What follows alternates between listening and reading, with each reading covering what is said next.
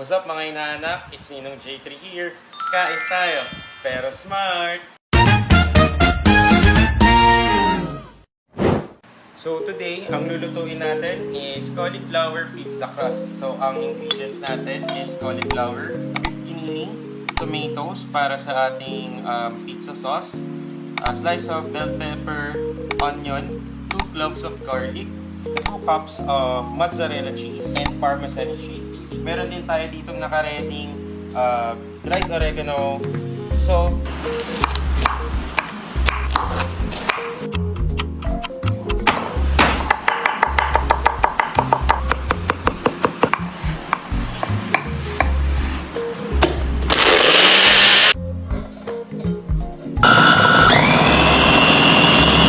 ating final product sa ating cauliflower. So, ang gagawin natin is i-drain natin yung tubig mabuti.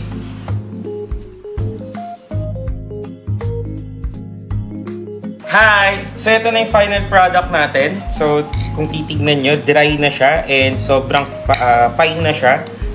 So, ito yung pinaka magiging flour natin para sa ating dough or sa crust ng ating pizza. 1 cup of mozzarella. Parmesan, half lang siya. And then, imimix natin mabuti. And then, lalagyan natin ng egg. 1 egg. And then, dried oregano. And then, 1 pinch of salt. So, ang next step natin ay lulutuin natin ang ating giniling at ang ating pizza sauce.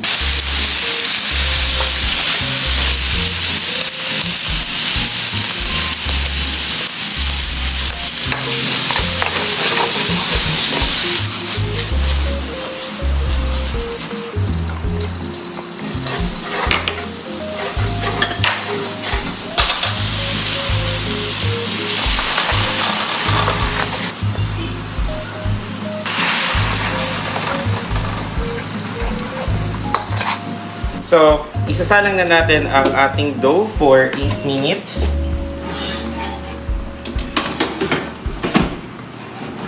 Isaset natin siya sa 190 Celsius. Yun. So, after 8 minutes, medyo magbubuo na siya. Homemade pizza sauce. Yan. Kakalat nyo lang siya dyan. Ang ating ground beef, mozzarella, parmesan, onions, pepper. Finishing touch natin is onting dried oregano. Isasalang natin ulit siya for 5 to 8 minutes para maluting ating gulay at yung ating matunog yung ating cheese. So, isasagad na natin ng temperature to 250. After 8 minutes, luto na ang ating pizza. Ito na ang ating final product.